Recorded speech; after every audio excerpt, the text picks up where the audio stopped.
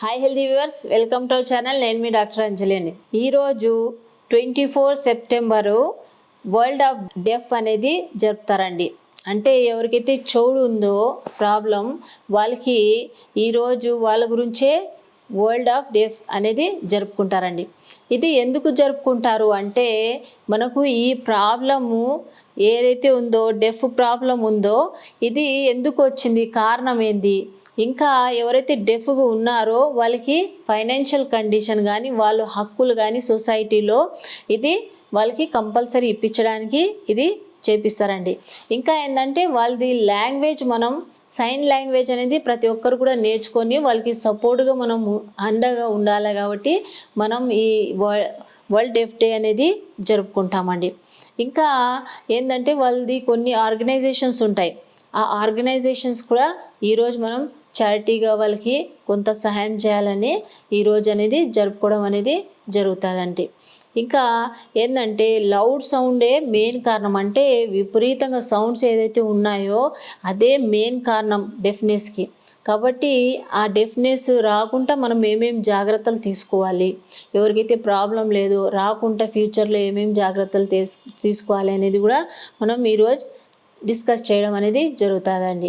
ఇంకా ototoxic drugs అంటారు. అంటే చెవులకి ఏదైతే టాక్సిక్గా ఉన్నాయో మెడిసిన్స్ అనవసరంగా, అంటే విచ్చలవిడిగా మెడిసిన్స్ మెడికల్ షాప్కి వెళ్తుంటారు, వాడుతుంటారు.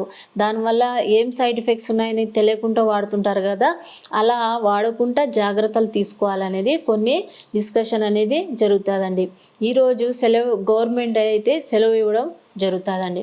ఇంకా మనం ఈ ప్రాబ్లం ఓకే, హియరింగ్ ప్రాబ్లం వచ్చింది, ఇది ఫస్ట్ నుంచే మనం ఏమేమి జాగ్రత్తలు తీసుకుంటే ఈ ప్రాబ్లం రాకుండా మనం చూసుకోవాలి. మామూలుగా అయితే ఈ లౌడ్ సౌండ్స్ వల్ల ఏదైతే హియరింగ్ లాస్ ఉంటుంది కదా, అంటే మనకు చెవుడు వస్తుంది కదా, ఆ ప్రాబ్లం అనేది పర్మనెంట్గా సొల్యూషన్ అనేది ఉండదండి. దానికి ఏదైనా మిషన్స్ పెట్టుకోవడం అది మాత్రమే ఉంటుంది, కానీ తర్వాత మనం ఏ ట్రీట్మెంట్ ఇచ్చినా కూడా దానికి క్యూర్ చేయలేము. కాబట్టి ముందు జాగ్రత్త, prevention is better than cure అనేది ఉండాలి.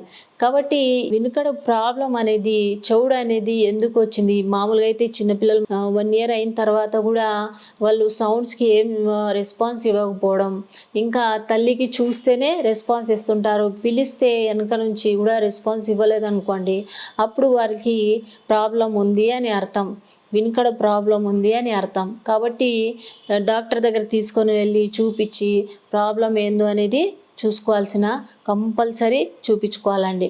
లే అని లేట్ చేస్తే కొన్ని ఇన్ఫెక్షన్స్ వల్ల కూడా ఉంటాయి, కొన్ని జెనెటిక్ ప్రాబ్లం వల్ల ఉంటుంది.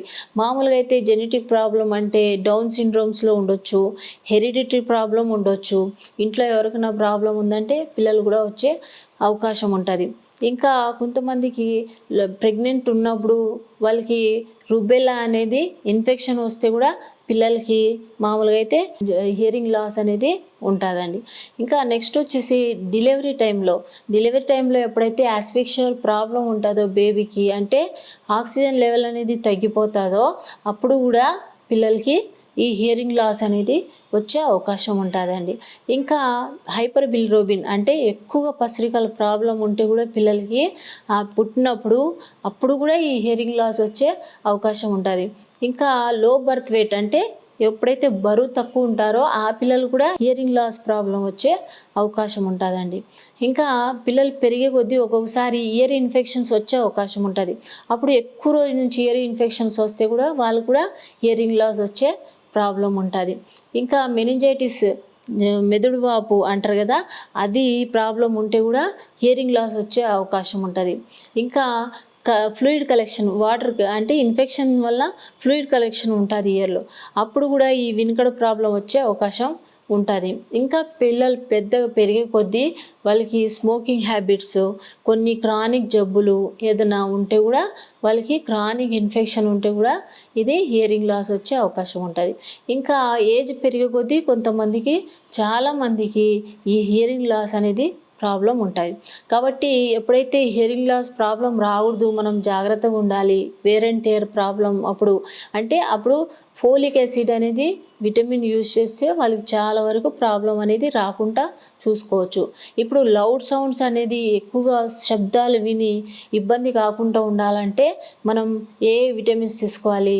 మామూలుగా అయితే ఏ విటమిన్ తీసుకోవాలి, సి విటమిన్ తీసుకోవాలి, ఈ విటమిన్ తీసుకోవాలి, అండ్ మినరల్ వచ్చేసి మ్యాగ్నీషియం తీసుకోవాలండి. ఇది తీసుకుంటే మాకు లౌడ్ సౌండ్ వల్ల ఎక్కువ శబ్దం వల్ల హియరింగ్ లాస్ ప్రాబ్లం రాకుండా కొంతవరకు ఈ విటమిన్స్ అనేది కాపాడతాయండి.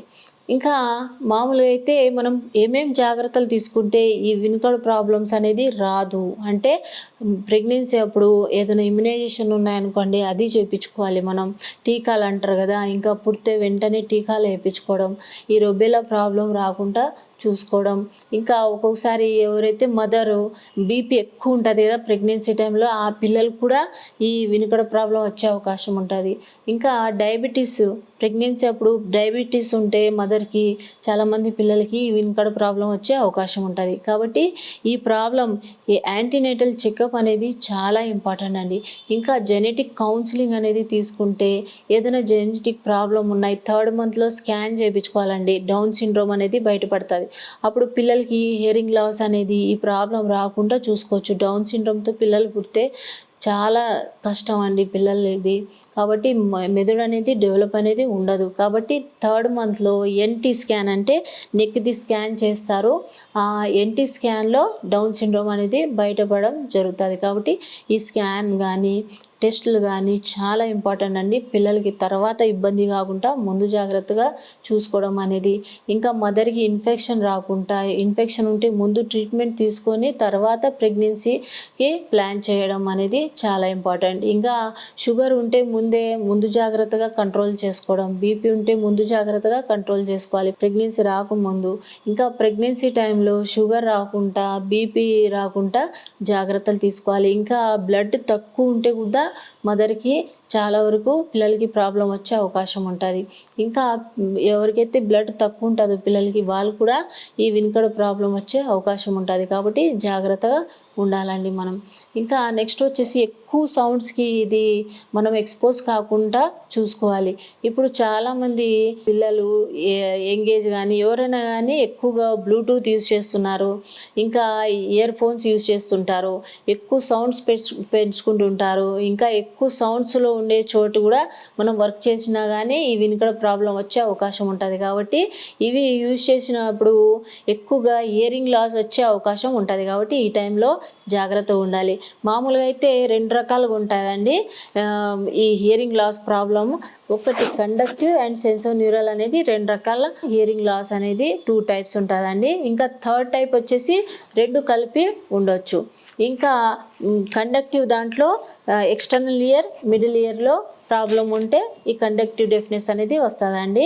ఇది సెన్సోన్యూరల్ అనేది ఇంటర్నల్ ఇయర్ అనేది ప్రాబ్లం వస్తే అప్పుడు ఈ ప్రాబ్లం అనేది వస్తుందండి. కాబట్టి మిక్స్ ఉంటే ఈ 3 భాగాలు ప్రాబ్లం ఉంటే అప్పుడు హియరింగ్ లాస్ అనేది మిక్స్ ప్రాబ్లం అనేది ఉంటుంది. కాబట్టి మామూలుగా అయితే మన ఇయర్ అనేది, ఈ చెవులు అనేది 3 భాగాల్లో డివైడ్ అయి ఉంటుంది. First outer ear, middle ear and inner ear అని చెప్పి 3 భాగాల్లో డివైడ్ అయి ఉంటుందండి. ఇది అవుటర్ ఇయర్లో మామూలుగా అయితే ఇది పిన్న అంటాం, ఇదంతా కలిపి పిన్న అంటాం. లోపల డ్రమ్ అనేది ఎప్పుడైతే సౌండ్ వేవ్స్ మనకు ఎప్పుడైతే వినపడతాయో ఇది సౌండ్ వేవ్స్ వైబ్రేషన్ త్రూ మామూలుగా అయితే ఈ నర్వ్ ఏదైతే ఆడిటరీ నర్వ్ ఉందో దీనికి స్టిమ్యులేట్ చేస్తాయండి. ఇది మిడిల్ ఇయర్లో మామూలుగా అయితే ఎయిర్ ఫీల్డ్ ఉంటుందండి. ఇంకా ఇన్నర్ ఇయర్లో, ఇంకా మిడిల్ ఇయర్లో ఇది 3 బోన్స్ ఉంటాయి, స్మాలెస్ట్ బోన్స్ మన బాడీలో. ఆ బోన్స్ అనేది ఉంటాయి. ఆ బోన్స్ ఇది ఇయర్ డ్రమ్ అండి. మామూలుగా అయితే పొర అంటారు కదా, ఈ ఇయర్ డ్రమ్కి ఈ సౌండ్స్ అనేది వైబ్రేట్ అయ్యి ఇంకా ఇది మామూలుగా అయితే ఈ బోన్స్ దగ్గర అంతా ట్రావెల్ అయిపోయి లోపల ఇన్నర్ ఇయర్ కాక్లియా అంటాం. ఈ ఇన్నర్ ఇయర్ కాక్లియా దగ్గర ఇది మామూలుగా అయితే కాక్లియాలో వాటర్ ఫిల్డ్ ఉంటుంది. ఇంకా చిన్న చిన్న హెయిర్స్ ఉంటాయి. దీనికి ఈ హెయిర్స్ అనేది మామూలుగా అయితే సౌండ్ వేవ్స్ని నవ్వుకి సప్లై చేస్తుందండి. ఈ నవ్ అనేది మామూలుగా అయితే బ్రెయిన్ దగ్గర ఈ బ్రెయిన్కి వేవ్స్ పంపిస్తుందండి. మామూలుగా అయితే ఈ వైబ్రేషన్స్ ఏదైతే నర్వ్కి సప్లై చేస్తుందో ఇది బ్రెయిన్కి సప్లై, లెఫ్ట్ ఇయర్ది రైట్ బ్రెయిన్కి, ఇంకా రైట్ ఇయర్ది లెఫ్ట్ బ్రెయిన్కి ఏదైతే ఆడిటరీ కార్టెక్స్ ఉంటుందో అక్కడ సప్లై ఉంటుందండి. అక్కడ నుంచి మళ్ళీ మనకు అవసరం ఉండేది సౌండ్స్ మనకు మళ్ళీ వినిపించేది ఇది బ్రెయిన్ అనేది సిగ్నల్ ఇస్తుంది. ఏదైతే అవసరం లేదో అనవసరమైనది డిలీట్ చేసేసి ఇలా ప్రాసెస్ అనేది హియరింగ్ ప్రాసెస్ అనేది జరుగుతుంటుందండి. కాబట్టి ఈ ప్రాసెస్లో ఎక్కడ ప్రాబ్లం వచ్చినా కూడా మనకు అవుటర్ ఇయర్ కానీ మిడిల్ ఇయర్ కానీ ఇన్నర్ ఇయర్లో ప్రాబ్లం వస్తే మనకు ఈ వినికిడి ప్రాబ్లం వస్తుందండి.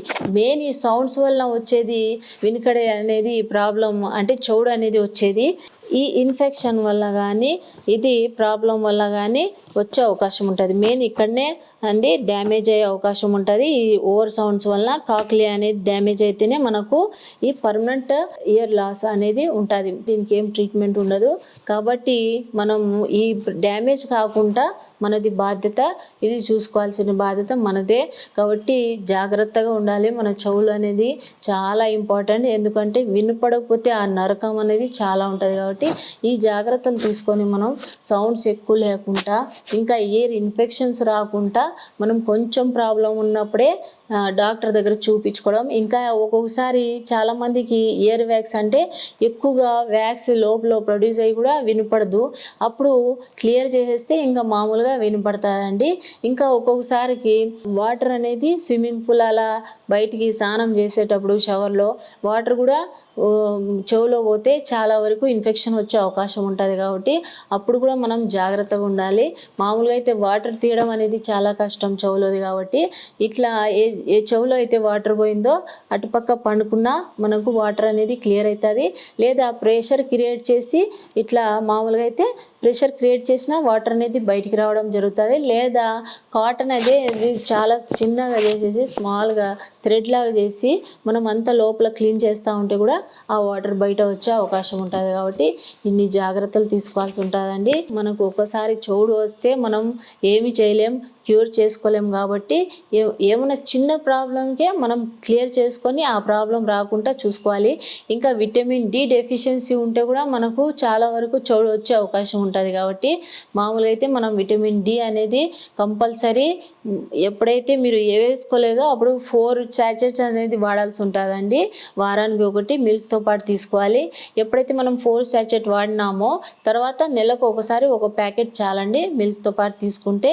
ఇది బాగా అబ్జర్వ్ అవుతుంది. నార్మల్గా తీసుకుంటే అబ్జర్వ్ కాదు. కాబట్టి ఇవి జాగ్రత్తలు తీసుకుంటూ మీరు ఈ వినికిడి ప్రాబ్లం రాకుండా చూసుకోవాలి. ఎందుకంటే 10 మందిలో ఒకరికి వినికిడి ప్రాబ్లం ఉంది. కాబట్టి ఈ ప్రాబ్లం రాకుండా చూసుకుంటారని, ఈ జాగ్రత్తలు తీసుకుంటారని నేను ఆశిస్తున్నానండి. ఈ వీడియో కనుక నచ్చితే లైక్ చేయండి, షేర్ చేయండి, సబ్స్క్రైబ్ చేయండి.